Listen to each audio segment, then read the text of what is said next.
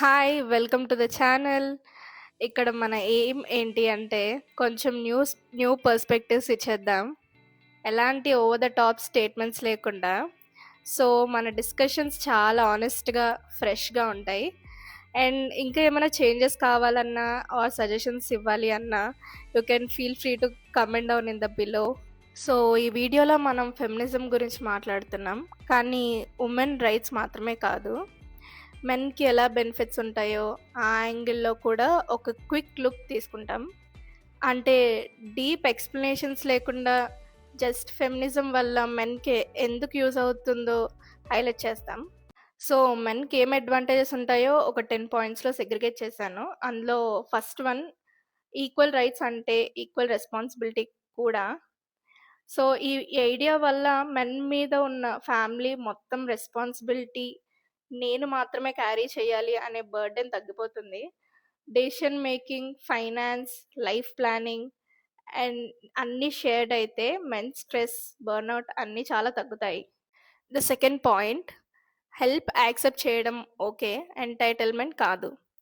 Men లైఫ్‌లో చాలా సార్లు హెల్ప్ ఇవ్వాలి అనే ప్రెషర్ ఉంటుంది. ఫెమినిజం చెప్పేది ఏంటి అంటే హెల్ప్ ఇవ్వడం కైండ్‌నెస్. ఆబ్లిగేషన్ అయితే కాదు. ఇది మెన్‌కి గిల్ట్ లేకుండా బౌండరీస్ సెట్ చేసుకునే ఫ్రీడమ్ ఇస్తుంది. ద థర్డ్ పాయింట్ ఈక్వాలిటీ అంటే బిల్స్, డ్యూటీస్, డెసిషన్స్ అన్నీ షేర్ చేయడం. ఈ మైండ్‌సెట్ వల్ల men financial stress, responsibility, overload నుంచి కొంచెం బయటకొస్తారు. రిలేషన్‌షిప్ టీమ్ వర్క్‌లా ఉంటుంది. ప్రొవైడర్ రోల్‌లోనే ఇరుక్కోకుండా మెన్ ఎమోషనల్‌గా ఫ్రీ అవుతారు. ఫోర్త్ పాయింట్ అకౌంటబిలిటీ లేకుండా ఫ్రీడమ్ ఎంపవర్‌మెంట్ కాదు. ఫ్రీడమ్ అంటే నేను చేసిన డెసిషన్‌కి నేను రెస్పాన్సిబిలిటీ తీసుకోవడం. ఈ మైండ్‌సెట్ మెన్ లైఫ్‌ని చాలా ట్రాన్స్‌ఫార్మ్ చేస్తుంది. మిస్టేక్స్ జరిగితే ఎక్స్‌క్యూజెస్ వేయడం కాదు, ఓనర్‌షిప్ తీసుకొని కరెక్ట్ చేసుకుంటారు. బ్లేమ్ గేమ్స్, విక్టిమ్ మైండ్‌సెట్ నుండి బయటకు వచ్చి I control my actions, I control my growth అనే కాన్ఫిడెన్స్‌ని బిల్డ్ అవుతుంది. ఇదే మెన్‌ని emotionally mature, mentally strong and reliable లీడర్స్‌గా మార్చేస్తుంది. ఫిఫ్త్ పాయింట్ కైండ్‌నెస్ యాక్సెప్ట్ చేయడం వేరు, డిపెండెన్సీ వేరు. మెన్ లైఫ్‌లో చాలా సార్లు ఎమోషనల్ సపోర్ట్ ఇవ్వడమే రోల్ అయిపోతుంది. ఫెమినిజం మెన్‌కి నేర్పిస్తుంది ఏంటి అంటే సపోర్ట్ మ్యూచువల్‌గా ఉండాలి. వన్ సైడ్ సాక్రిఫైస్ కాదు. ఇది మెన్ ఎమోషనల్ ఎగ్జాషన్‌ని ప్రివెంట్ చేస్తుంది.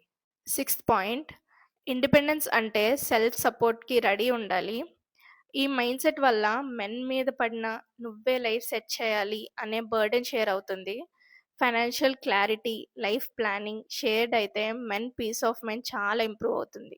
సెవెంత్ పాయింట్ జెండర్‌ని షీల్డ్‌లా వాడుకోవడం ఫెమినిజం కాదు. ఈ ప్రిన్సిపల్ మెన్‌కి అడ్వాంటేజ్ ఏంటి అంటే ఆర్గ్యుమెంట్స్‌లో అన్నెసెసరీ డ్రామా తగ్గిపోతుంది. ఇష్యూస్ లాజికల్‌గా సాల్వ్ అయితాయి. మెన్‌కి కాన్స్టెంట్ డిఫెన్స్ మోడ్‌లో ఉండాల్సిన అవసరం లేదు.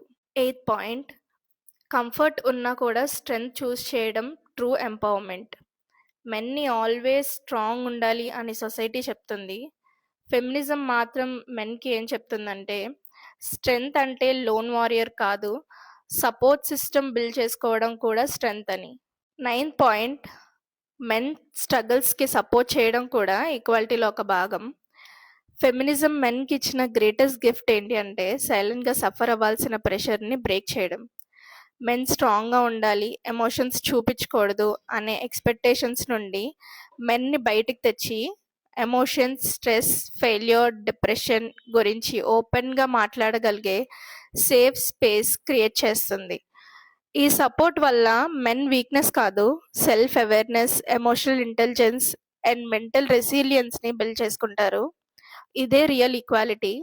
వుమెన్ వాయిస్ స్ట్రెంథెన్ అవ్వడంతో పాటు మెన్ మెంటల్ హెల్త్‌ని కూడా సీరియస్‌గా తీసుకోవడం ఈజ్ ఫెమినిజం.